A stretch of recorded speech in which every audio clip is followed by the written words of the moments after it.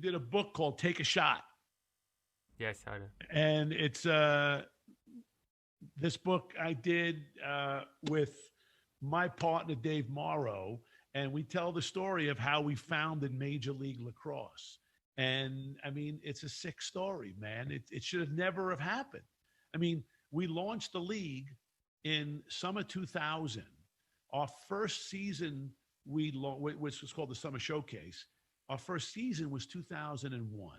Okay, I rang the closing bell on Wall Street on August 11th, 2001, 1 month to the day on, of course you've heard 9/11, right? Yeah, of So course. so we had finished our season on August 20th, I think it was. And we had a meeting of the six teams over the phone because we were out of money. We would have been done. And we planned for a call on September 11th.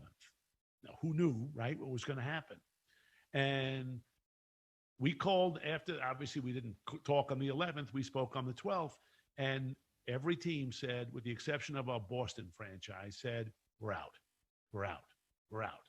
Whoa. And I said to my partners, Dave Morrow and my great friend Tim Robertson, I said, I got you guys into this. We created this.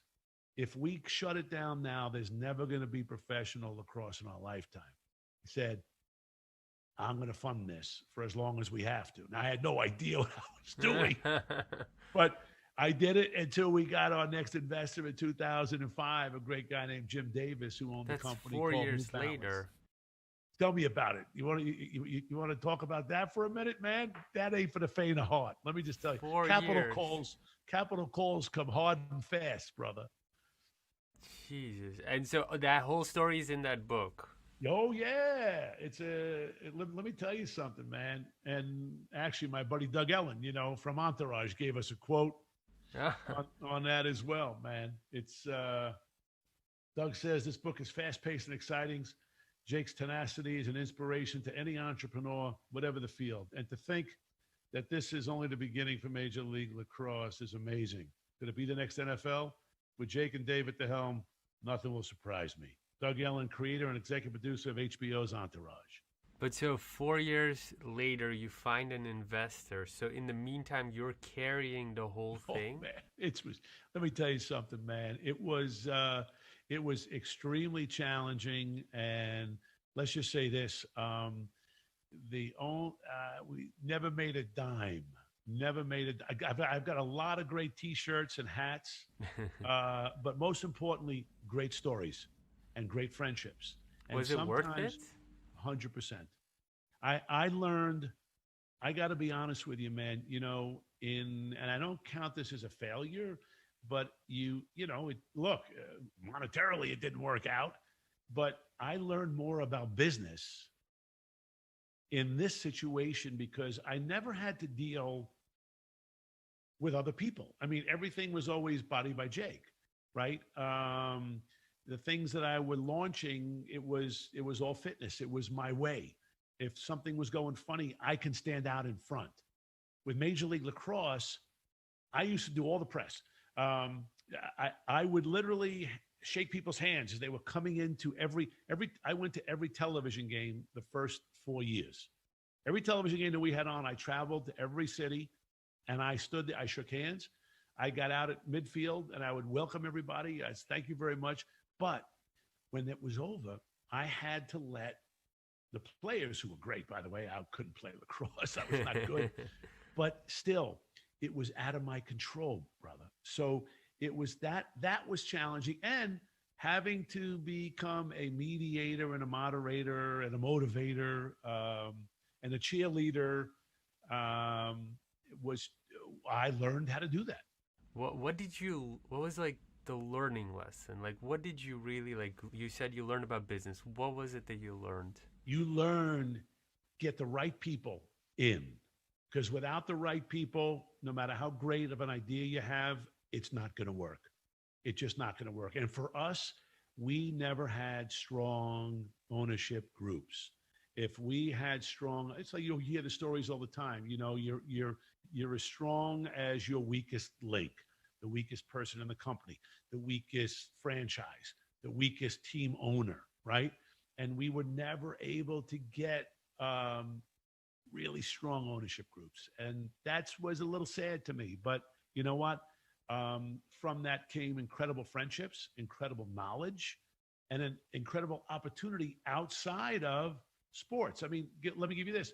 7 years ago, I'm watching the Little League World Series on TV, on ESPN, right? You guys see that too. Yeah. And I'm enamored by it. And at the time, there was this little African American girl. She was a pitcher. And I'm watching, I'm going, her name was Monet Davis. Never forget this. And I'm watching it and I'm going, wow, this is really cool. And it reminded myself of me being that fat kid again back in Baldwin, Long Island. I used to love to wear the uniform, man. I wasn't all that great of a baseball player, man. But I love being with my buddies and blowing bubbles, with bubble gum. And I said, today, kids have lost the joy of just playing sports. I don't know about where you all live, but in the States here, it's all about getting recruited to go to colleges and stuff. It's like, what about just playing? And I said, I'm going to launch the World Series of Youth Lacrosse, U13, just as a 13-year-old. And in my mindset, I have 4 kids. I know when you're I was 13. You feel like you're a tough guy, but you still kiss your mom goodnight, And we launched this thing, and it's been a sensational hit.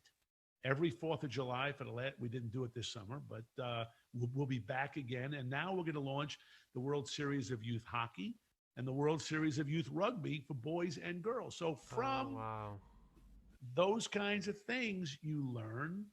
I'm very good at television production with a vision of what I want to see.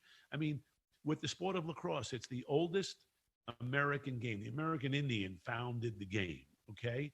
And the game has been going on and on and on. I decided, because I'm a basketball guy, I changed the rules. I added a 2-point arc, like a 3-point shot in basketball, and I added a shot clock. So you couldn't just hold the ball. Lova, I got vilified.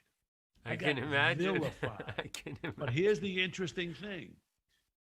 20 years later, right, the NCAA, which is the colleges and stuff, have implemented a shot clock, and they're going to be implementing a 2-point arc. Oh, right? wow. So those are the kind of things that, it makes me proud. Now, is that a success monetarily? Absolutely not, but it's a success. It's a legacy. It's in so many other ways. And that, as an entrepreneur, you have to determine, look, not every deal is going to work. Not every deal you're going to make the dough, but every deal offers something else and something interesting to you as a human, and which goes back to hope, health, and family. You mentioned passion, 100%. Passion, you've got to have it. I'm sure you talk about it with every one of your guests. You got to love what you're doing. You got to want to run through a wall for it, because you're going to get told no 7,500 times. Like I said earlier in the interview, no is halfway to yes. And if you understand that and believe that and believe in your heart what you're doing, you have a great shot of success.